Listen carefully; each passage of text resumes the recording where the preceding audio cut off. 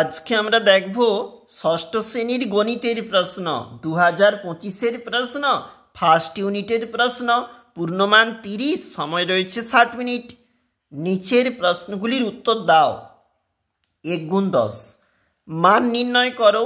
আমাদের প্রশ্ন রয়েছে এবং সংক্ষেপিত উত্তর উপস্থাপন রয়েছে। উত্তর হচ্ছে 5। পরস্পর মৌলিক সংখ্যার গসাগু কত? 1। অর্ধেক রুটি বলতে মোট রুটির কত অংশ? 1/2 অংশ।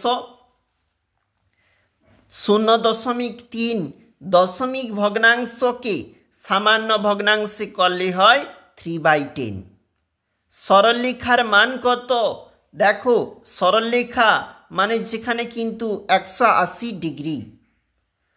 এবং রোমান সংখ্যায় লেখো 59। 1 বছরে 3/4 অংশ সমান কত মাস? 9। একটি স্থূলকোণের মান কত? একটি স্থূলকোণের মান 100। দেখো, স্থূলকোণের মান কত? 90 ডিগ্রির চাইতে বড়, 180 ডিগ্রির চাইতে ছোট। দুটি পরস্পর মৌলিক সংখ্যার গসাগু 1।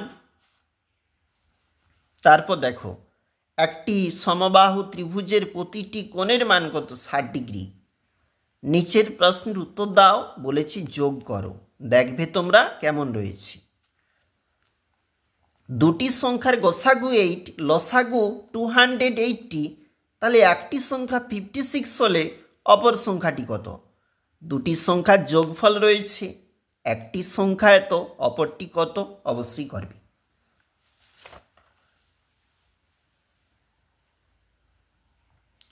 পরের প্রশ্ন, বাড়ির অনুষ্ঠানের জন্য বাবা 200 টাকার চাল, 125.50 টাকার ডাল, 242.50 টাকা সবজি কিনে এনেছেন। বাবা মোট কত টাকা খরচ করেছেন?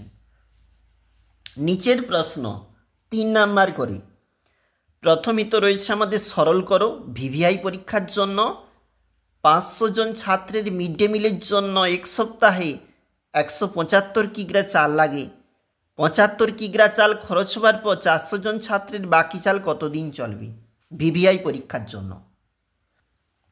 তারপর তোমাদের যে রাজিয়ার অঙ্কটা রয়েছে এটাও দেখবে। একটি ইঞ্জিনের সামনের চাকার পরিধি 14 মিটার, পিছনের চাকার পরিধি 35 মিটার। কমপক্ষে কত পথ গেলে চাকা দুটি পূর্ণ সংখ্যক বার ঘুরবে? এবং এছাড়া যে অঙ্কটা বলেছে এটাও দেখবে। অখিলবাবুর অঙ্ক পরীক্ষার জন্য খুবই গুরুত্বপূর্ণ। একাধিক স্কুলে অখিলবাবু অবসর গ্রহণের পর তার সম্পত্তির 1/4 অংশ পাড়ার লাইব্রেরিতে দান করেন।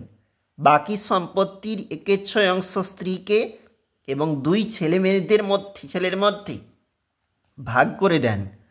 তিনি স্ত্রী এবং 2 পুত্রের প্রত্যেককে কত অংশ সম্পত্তি দিলেন তা নির্ণয় করো ভিভিআই পরীক্ষার জন্য। আর আমরা তো এখন দেখছিলাম ষষ্ঠ শ্রেণীর গণিত প্রশ্ন।